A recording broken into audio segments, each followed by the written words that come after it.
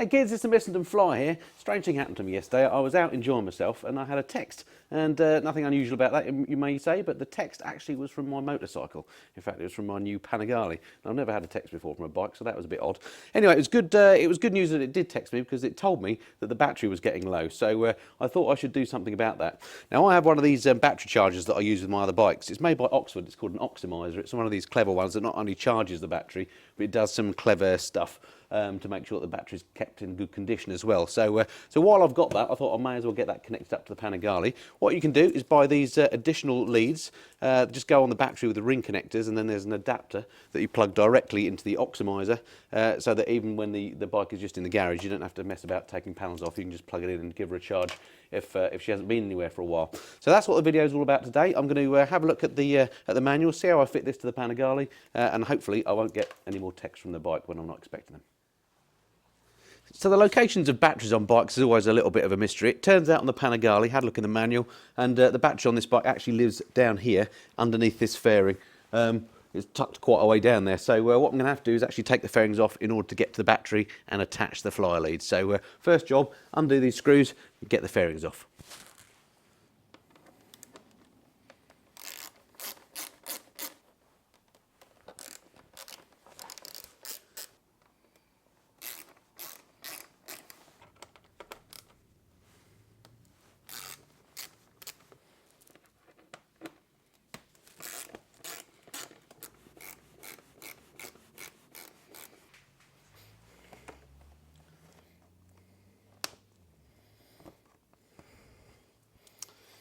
Okay, there's the fairing off. Let's put that somewhere safe.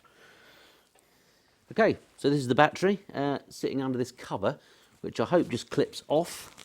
Let's have a look. There's a clip there of some sort. There we go. And clip at the top. Now she comes.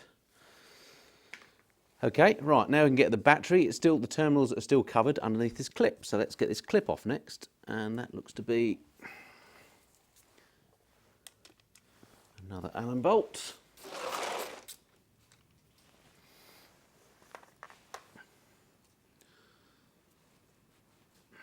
Okay, now we can clearly get the terminals. Okay, and the way that you do whenever you're dealing with batteries, you always disconnect the negative first. So that's my next job, is to disconnect the negative, make sure that's safe. Then I'll disconnect the positive. I can put my spade connectors on there and then reconnect it back in the reverse order again. Okay. So the negative terminal first then.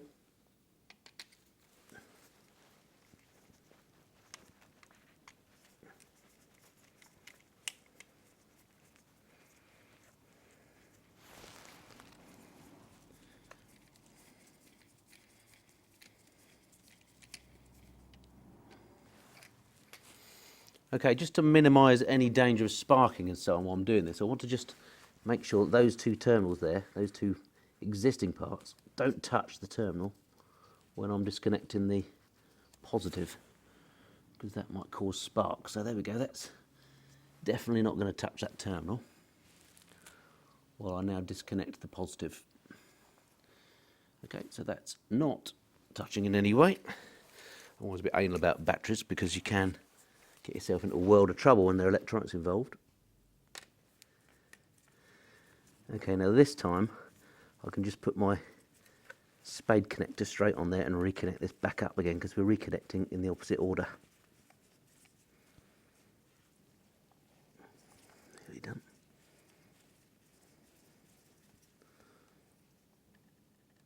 Okay. That goes straight back on again. There we go.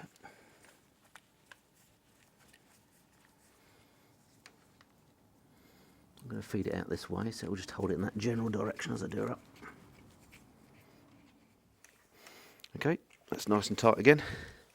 And then I'm going to end up feeding this through in this direction, and I'm going to do a neat install and try and zip tie it up somehow. But for now, let's just get this one connected. Okay. Now for the negative terminal. Pull a piece of cord out. Push her in.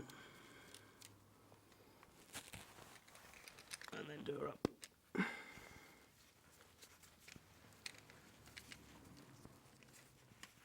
Okay, and nice and tight. There we go. Okay, so there wasn't a great deal of sparking, I'm glad to say. And what we're going to do next is train that through and do a neat install.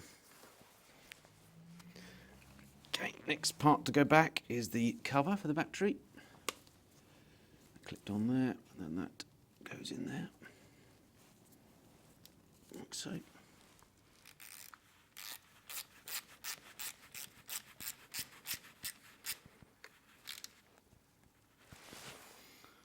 Okay, so the terminal's nice and connected. Now, I've got to try and work out how to train this through now. Looking at this, I can zip tie that to, there's some cables behind here.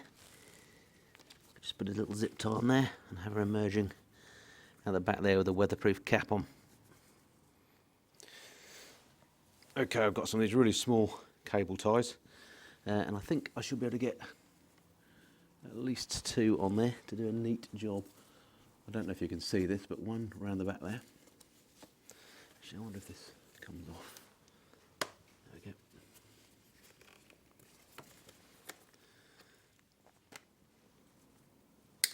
One. And if I put the next one there, we're well clear of anything that's going to move, springs, etc. There we go. It's not going anywhere. Excellent. So that's effectively the install done. So I've just got to pop the fairings back on, and then we can see if she charges up.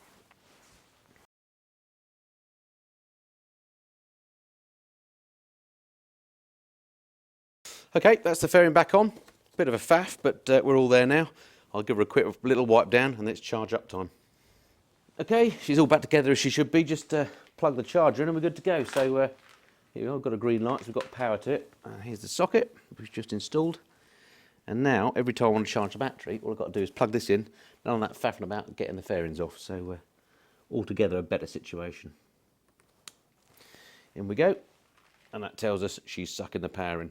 So we'll give that probably overnight, just to get her charged back up again, because she was down to about 7 volts. And should we go, hopefully if the weather's nice at the weekend, should be good for a ride. So there we have it, that's it for this time folks. Look forward to speaking to you next time. Until then, this has been the Missenden Flyer. Cheerio.